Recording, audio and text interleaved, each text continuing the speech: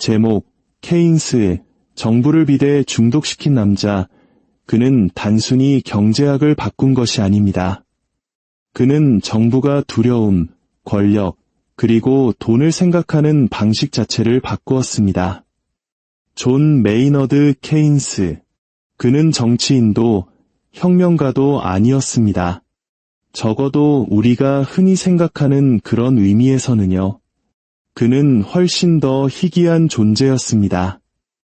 절망에 빠진 국가들에게 돈을 쓰는 법을 가르쳐 절망에서 빠져나오게 한 사람이었죠.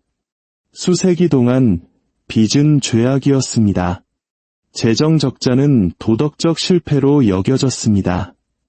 균형 잡힌 예산이야말로 정직한 통치의 상징, 일종의 재정적 순결과도 같았습니다. 하지만 케인스는 이 도덕의 각본을 완전히 뒤집어 버렸습니다. 그는 정부에게 말했습니다. 힘든 시기에 돈을 쓰는 것은 무모한 짓이 아니라 책임감 있는 행동이라고. 그는 빚을 의무처럼 들리게 만들었고 저축을 이기적인 행위처럼 보이게 만들었습니다. 그리고 그렇게 함으로써 그는 자본주의의 논리 자체를 재설계했습니다. 지식과 역사의 교차점에서 세상을 이해하는 새로운 관점을 제시합니다. 돈과 권력, 그리고 역사가 충돌하는 이곳에서는 그 무엇도 보이는 것처럼 단순하지 않습니다. 이야기는 대공황의 잿더미 속에서 시작됩니다. 1930년의 세계를 상상해 보십시오. 은행들은 무너지고 공장은 침묵하며 수백만 명이 일자리를 잃었습니다. 애덤 스미스의 보이지 않는 손에 기반한 기존의 경제학 교과서는 시장이 스스로를 치유할 것이라고 말했습니다. 수요와 공급은 다시 균형을 찾을 것이고 사람들이 다시 물건을 살 때까지 가격은 떨어질 것이며 이론상 회복은 자동적으로 이루어져야 했습니다. 하지만 이론은 굶주린 가족의 배를 채워주지 못합니다. 현실 세계에서 수요는 돌아오지 않았습니다. 공장들은 다시 문을 열지 않았고 사람들은 남은 것마저 잃을까 두려워 소비를 완전히 멈췄습니다. 경제는 스스로를 교정하는 것이 아니라 그대로 얼어붙고 있었습니다. 어쩌면 우리 한국인들에게는 6.25 전쟁 직후 모든 것이 파괴되었던 폐허 위에서 희망을 찾기 어려웠던 그 시절의 막막함과도 비슷하게 들릴지 모르겠습니다. 이것이 바로 케인스가 바라본 세상이었고 그는 여기서 급진적인 무언가를 깨달았습니다. 시장은 완벽하지 않다. 시장은 항상 스스로 치유되지 않는다.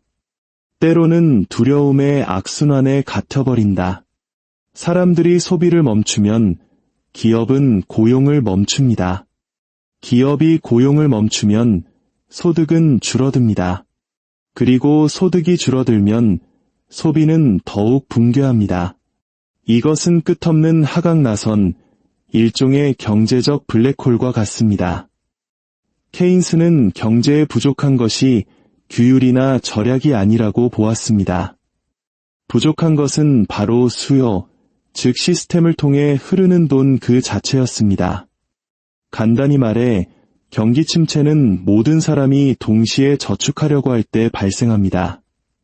그리고 역설적이게도 그 집단적인 신중함이 모두를 더 가난하게 만듭니다. 그는 이것을 절약의 역설이라고 불렀습니다. 한 가구에게는 현명한 행동, 즉 지출을 줄이고 현금을 아끼는 것이 모든 사람이 동시에 그렇게 할 때는 재앙이 된다는 것입니다. 왜냐하면 한 사람의 지출은 다른 사람의 소득이기 때문입니다. 지출이 멈추면 경제의 심장 박동도 멈춥니다. 그래서 케인스는 당시로서는 이단적인 주장을 내놓았습니다. 민간의 수요가 붕괴하면 공공의 수요가 그 자리를 대체해야 한다. 정부가 나서서 돈을 빌리고 노동자를 고용하고 공공사업을 건설하여 현금을 다시 순환시켜야 한다는 것이었습니다. 그 돈은 일자리를 만들고 일자리는 소득을 창출하며 소득은 다시 소비로 이어질 것입니다. 그리고 그 소비가 멈춰버린 기계를 다시 움직이게 할 것이었습니다. 기존 경제학자들에게 이것은 미친 소리였습니다. 정부는 시장에 개입해서는 안 되며 재정 적자는 위험하고 빚은 저주였습니다. 하지만 케인스는 다르게 보았습니다. 그는 빚이 무조건 좋다고 말한 것이 아닙니다. 그는 타이밍이 중요하다고 말했습니다. 그는 정부가 경기 역행적으로 행동해야 한다고 믿었습니다. 경기가 나쁠 때는 돈을 쓰고 경기가 좋을 때는 저축해야 한다는 것이죠. 경기 부양과 긴축, 둘 중 하나가 아니라 둘 다 리듬에 맞춰 사용해야 한다는 것입니다. 그는 간단한 비유를 사용했습니다. 경제는 자동차와 같다. 평상시에는 민간 부문이 운전한다. 하지만 차가 멈춰섰을 때는 정부가 시동키를 돌려야 한다. 엔진에 다시 불이 붙을 때까지 연료를 펌프질해야 한다. 일단 차가 다시 달리기 시작하면 정부는 뒤로 물러나야 한다. 그것이 움직임을 살아있게 유지하는 방법이다. 1936년 그의 저서 고용, 이자 및 화폐에 관한 일반 이론에서 케인스는 이 논리를 완전한 이론 체계로 구축했습니다. 그는 총수요, 즉 한 나라의 모든 소비자, 기업, 그리고 정부가 쓰는 돈의 총합이라는 개념을 세상에 내놓았습니다. 이 총수요가 감소하면 생산과 고용도 함께 감소합니다. 그리고 이를 회복시킬 유일한 방법은 신뢰가 돌아올 때까지 직간접적으로 지출을 늘리는 것뿐입니다. 하지만 이것은 단순한 수학이 아니었습니다. 케인스는 경제학을 심리학으로 보았습니다. 그는 시장이 그가 동물적 감각이라고 부른 것에 의해 움직인다고 말했습니다. 이는 사람들을 투자하게 하거나 돈을 숨기게 만드는 본능, 희망, 그리고 두려움을 의미합니다. 이런 것들은 방정식으로 고칠 수 없습니다. 오직 행동, 즉 눈에 보이고 자신감 넘치며 집단적인 행동으로만 고칠 수 있습니다. 정부가 돈을 쓸 때 그들은 단지 자재를 사고 노동자를 고용하는 것만이 아닙니다. 그들은 우리는 회복을 믿는다는 신호를 보냅니다. 그 믿음 자체가 경제적 에너지가 됩니다. 이것이 바로 케인스가 이해했던 것입니다. 긴축이 아니라 자신감이 경기 침체를 끝낸다는 것을요. 하지만 그의 아이디어는 하룻밤 사이에 퍼지지 않았습니다. 1930년대 초 세계의 지도자들은 긴축이라는 낡은 신념에 매달렸습니다. 영국은 근본이제로 복구하여 자국의 수출을 옥죄었고 독일 정부는 재정 규율을 증명하기 위해 지출을 삭감했다가 경제를 혼란에 빠뜨려 극단주의가 자랄 토양을 만들었습니다. 그리고 미국에서는 허버트 후버 대통령이 역사상 최악의 대공황에 직면했음에도 불구하고 시장이 스스로 회복할 것이라 믿으며 대규모 개입을 거부했습니다. 시장은 회복되지 않았습니다.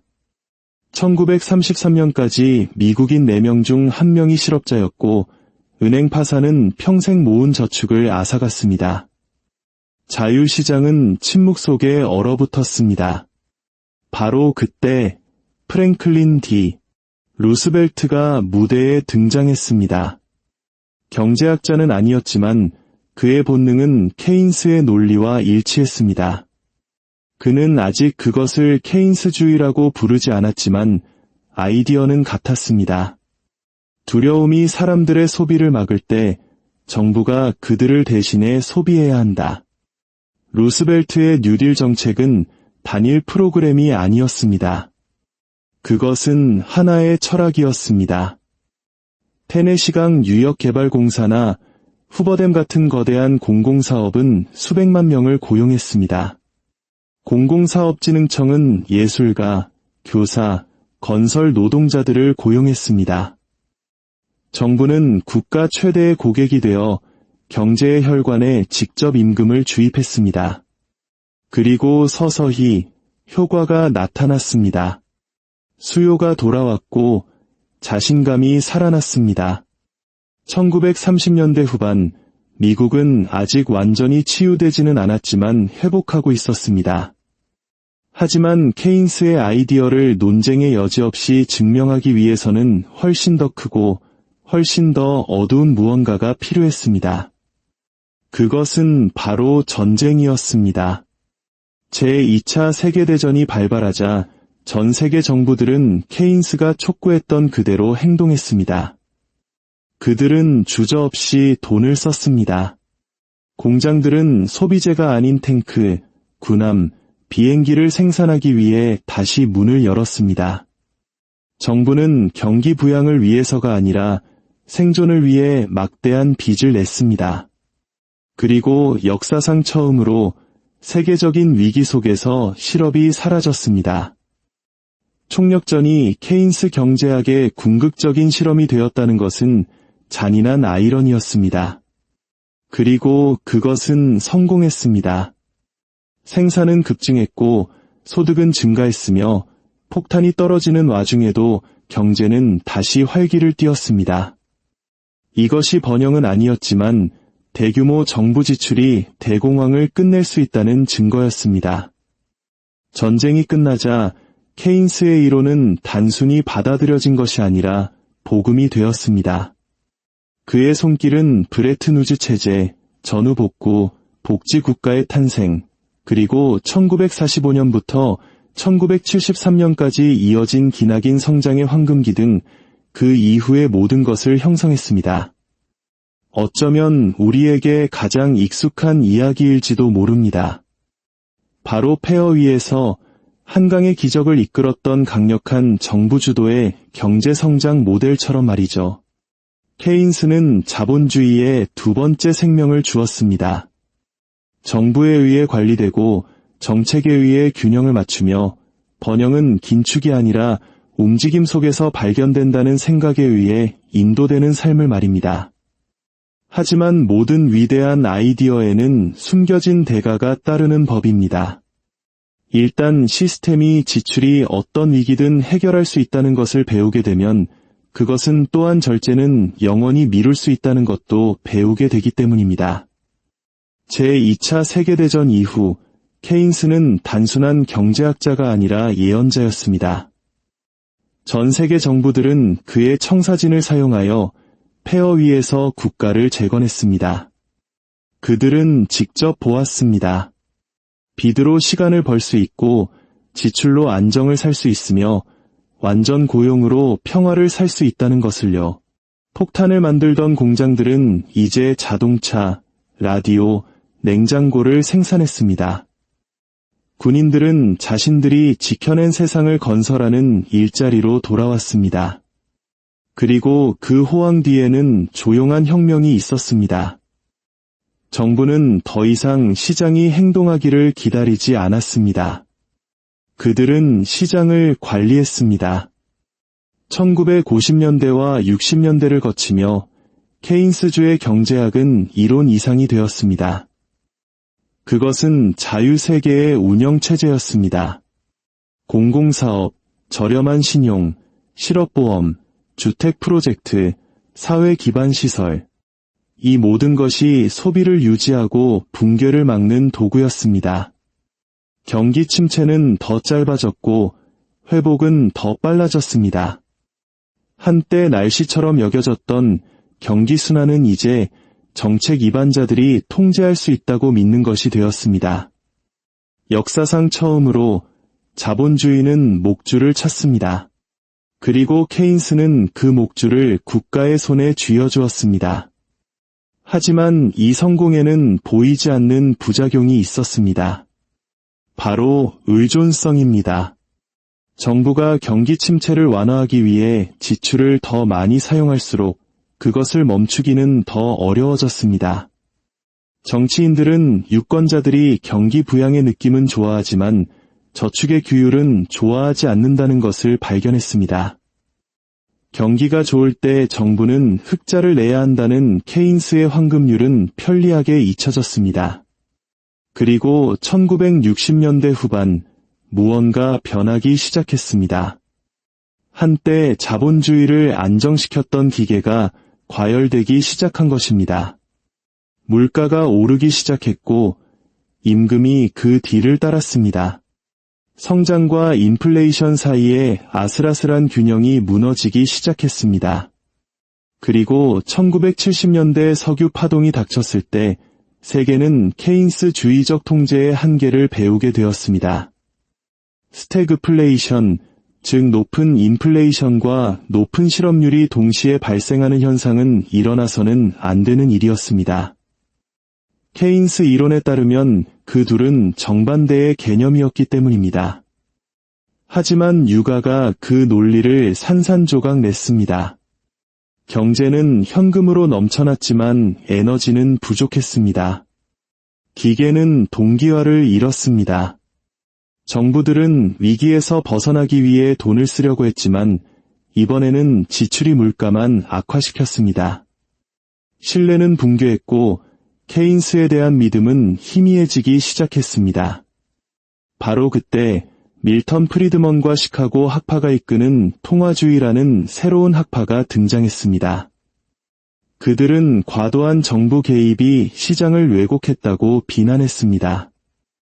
그들은 인플레이션이 언제 어디서나 화폐적 현상이라고 주장했습니다. 즉, 너무 적은 상품을 쫓는 너무 많은 돈이 문제라는 것이었죠. 한동안 케인스는 죽은 것처럼 보였습니다. 하지만 경제 이론은 죽지 않습니다. 변이할 뿐입니다. 1980년대 세계가 긴축, 규제 완화, 긴축 통화로 돌아섰을 때조차도 정부가 개입할 수 있고 개입해야 한다는 케인스의 핵심 아이디어는 결코 사라지지 않았습니다. 그저 조용히 다음 위기를 기다리고 있었을 뿐입니다. 그 위기는 2008년에 찾아왔습니다. 자신들의 탐욕의 무게에 짓눌려 세계 시장이 붕괴했을 때 낡은 반사신경이 돌아왔습니다. 수십 년간 재정 긴축을 설파했던 바로 그 정부들이 갑자기 지출의 힘을 재발견했습니다. 구제금융, 경기 부양책, 양적 완화, 모두 케인스의 원조 각본이 변형이었지만 그가 상상조차 할 수 없었던 규모였습니다. 수조 달러가 인쇄되었고 금리는 제로로 인하되었습니다. 중앙은행들은 단지 경제를 인도하는 것이 아니라 경제 그 자체가 되었습니다. 그리고 다시 한번 처음에는 효과가 있었습니다. 시스템은 붕괴하지 않았고 신뢰가 돌아왔으며 시장은 급등했습니다. 하지만 그 회복은 케인스가 결코 계획하지 않았던 새로운 종류의 불균형을 드러냈습니다. 그의 이론은 정부 지출이 노동자, 가계, 그리고 산업, 즉 실물 경제에 도달할 것이라고 가정했습니다. 하지만 21세기의 돈은 다르게 흐릅니다. 경기 부양자금은 공장 바닥 대신 금융시장으로 흘러들어갔습니다. 그것은 임금이 아닌 자산 가격을 부풀렸습니다. 주식은 올랐고 주택시장은 호황을 누렸으며 불평등은 폭발했습니다. 정부는 엔진을 다시 시동 거는 법을 배웠지만 이제는 시스템의 엉뚱한 쪽에 터보차저를 달고 있었습니다. 그리고 팬데믹이 닥쳤습니다. 케인스는 다시 한번 부활했습니다. 이번에는 가장 순수한 형태로 말입니다. 정부들은 망설이지 않았습니다. 그들은 아무도 가능하다고 생각하지 않았던 속도로 돈을 빌리고 썼습니다. 우리 모두가 기억하는 재난지원금처럼 수표가 은행 계좌로 직접 들어왔습니다. 중앙은행들은 하룻밤 사이에 수조 달러를 찍어냈습니다. 그것은 절제 없는 케인스주의, 즉 재정적 아드레날린에 대한 세계적인 실험이었습니다. 잠시 동안은 마법처럼 느껴졌습니다. 실업률은 급락했고 시장은 사상 최고치를 경신했습니다. 세상이 멈춰섰음에도 경제는 살아있는 듯 보였습니다. 하지만 이내 청구서가 도착했습니다. 인플레이션이 다시 기승을 부렸고 공급망이 무너졌습니다. 그리고 다시 한번 정부들은 같은 딜레마에 직면했습니다. 시스템을 구한 치료제가 시스템을 약화시켰다는 사실 말입니다. 케인스는 자본주의를 안정시키기 위한 도구를 설계했습니다. 하지만 그 도구가 시스템 자체가 되면 어떻게 될까요? 일반 이론이 나온 지 거의 한 세기가 지난 오늘날 케인스의 논리는 어디에나 있습니다. 그리고 그것이 바로 문제입니다. 성장이 둔화될 때마다 정부는 같은 레버를 당깁니다. 부양하고, 빌리고, 쓰고, 부풀리고, 반복합니다. 하지만 각각의 구조는 경제를 조금 더 의존적이고, 조금 더 레버리지가 높고, 조금 더 취약하게 만듭니다. 국가는 더 이상 최후의 수단으로 돈을 쓰는 존재가 아닙니다.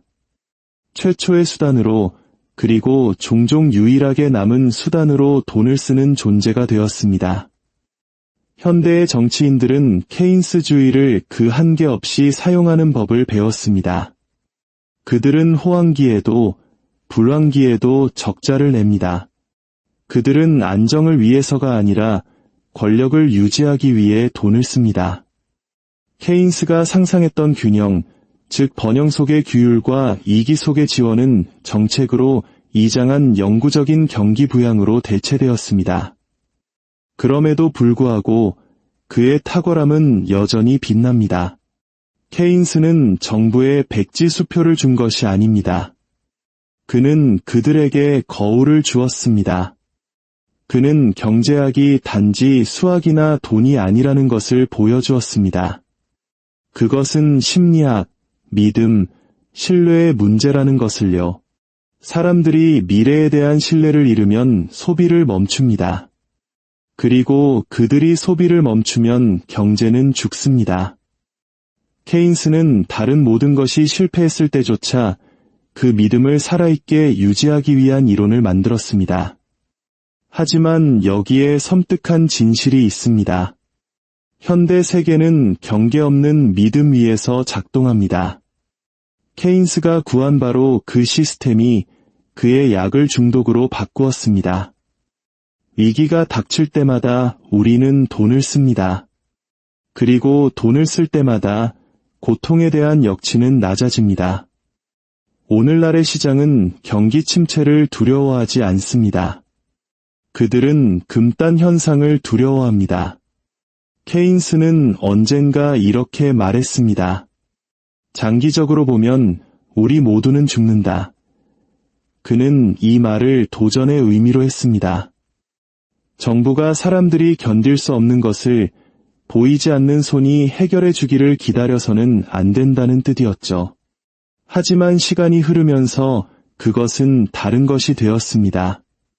변명이자 끝없이 빌리고 결과를 미래로 미루고 영원히 단기적인 관점에서 살 수 있는 면허증이 되었습니다. 그리고 그것이 바로 존 메이너드 케인스의 아이러니입니다. 그는 자본주의를 파괴하지 않았습니다. 그는 그것을 구했습니다. 계속해서 말이죠. 하지만 그것을 구하면서 그는 또한 그것을 필멸의 존재로 의존적이고 취약하게 만들었습니다. 정부에게 돈 쓰는 법을 가르쳐준 그 남자는 또한 그들에게 절제를 잇는 법도 가르쳐 주었습니다. 오늘 이야기가 여러분의 생각에 작은 파동을 일으켰다면 잠시 시간을 내어 구독과 좋아요를 눌러주세요. 여러분의 작은 클릭 하나가 저희가 더 깊이 있는 지혜를 나누는데 큰 힘이 됩니다. 결국 역사는 우리에게 답이 아닌 질문을 던지는 것일지도 모릅니다.